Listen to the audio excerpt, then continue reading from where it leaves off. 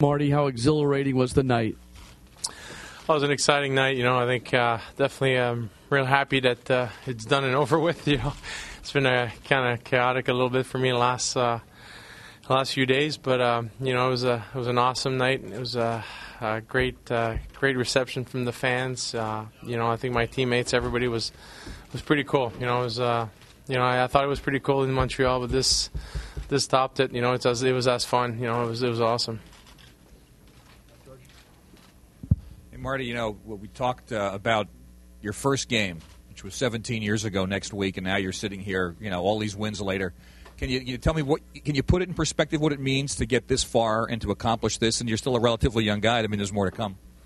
Well, you know what? It's hard. I've been really fortunate to play in a great organization, and I always going to remember my first win here against Boston. But it's a long time ago. So hopefully we'll play a few more years and get this record as high as possible. So for the next one coming, it'll be a big challenge for him to get it. Marty, now that you've accomplished this goal, what's the next goal on your mind? Well, right now it's to relax and enjoy myself a little bit. Not that I didn't take in everything that has been happening to me, but I think we have a few more, a little over 10 games to go for the playoffs, and it's going to be a run of the Stanley Cup. That's the bottom line. That was on the personal level what I've just accomplished, and my team helped me in a big way. To be able to. I had 8 wins away from when I got hurt, and now I was able to do it in 9 games for my comeback. So I didn't expect that. So it's been an awesome ride so far. Marty, is it tougher to cut down a net than you thought? And what did your dad do? Did your dad come in and hug? And could you tell us a little bit about that scene? Well, it's definitely harder than I think. These basketball players, there's only a little net. This is a big net.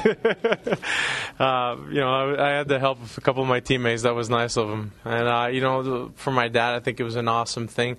Like any good photographer, he didn't want to miss me taking some pictures with that winning puck. I think that was his main goal after the hug. Marty, was there one part of this that was most special to you? I mean, the reception in the crease after, or the reception of the crowd, anything? I think the ovation from the crowd, me skating around the rink, I think Jamie came over and goes, we'll cut it down. You go take a lap. I think the fans deserve it. And I went over there, and, sometimes you think, and I've done it with the Stanley Cup on top of my head, as a team thing, but that was really on a personal thing, and it was pretty cool. And I had a lot of friends and family. I was trying to look at them in the stands while I was skating, and it was definitely a great moment for me. Marty, could you ever imagine being getting this record? I mean, just in terms of when you started out to think now that you have the record, could you ever have imagined it?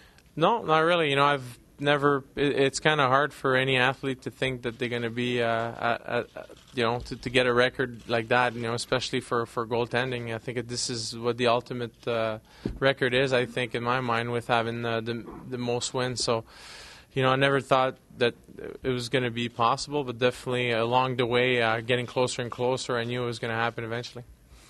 How special was it that to play these many years with Patrick and both of you end up breaking records the same day?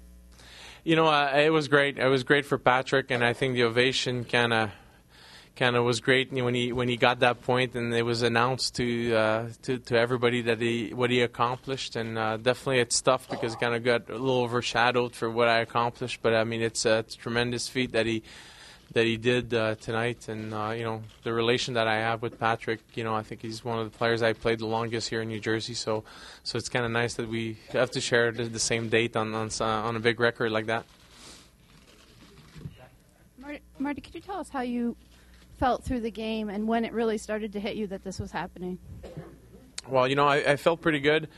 Definitely a lot of work, so I didn't have time too much to think outside the box too much, and.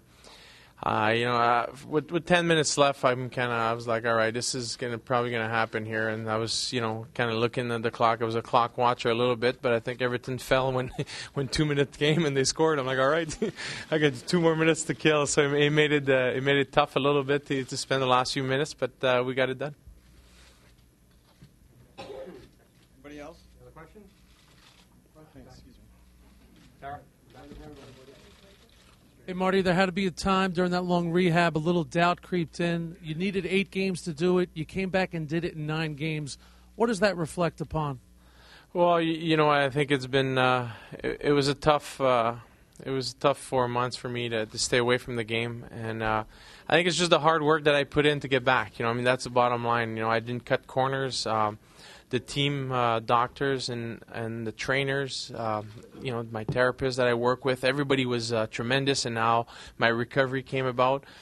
And also the fact that the team played well. I didn't have to rush anything. Scott Clemenson did a tremendous job in the nets for our team and give us in a position that I was able to take my time and heal up properly before jumping back. But last summer I made a commitment. I wanted to play well. I worked out really hard, and it was a tough news for me when I heard I was going to be out for most of the season. So when I got back working out and getting myself into shape, I just want to make sure I was ready to go when the time was there. And I think that just the payoff is do what I did right now.